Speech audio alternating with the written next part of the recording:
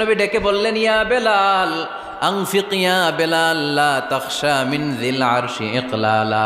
ও বেলাল, আল্লাহর রাস্তায় দান করো, কারণ আমার আল্লাহর ধনভাণ্ডারের কমতি নাই।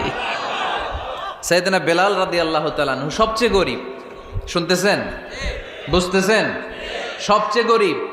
ডাউন পার্টটা ঢাকার মতো একটা গার্মেন্ট ছিল, একটা কাপড়, এটা পেঁচায় আসতো, নামাজ পড়তো। গায়ে রাখার মতো কোনো জামা নাই, আর খাবার দাবার টাকা পয়সা বলতে নাই। ওই সাহাবীরে বিষ্ণু ইসা ইসলাম বললেন, আনফিক বেলাল, বেলাল তুমিও দান করো, তুমিও দাও, দানের হাতকে প্রশস্ত করে দাও। আনফিক ইবনা আদম উনফিক আলাইক, হে বানি আদম দাও, দিলে আমি তোমারে দেব।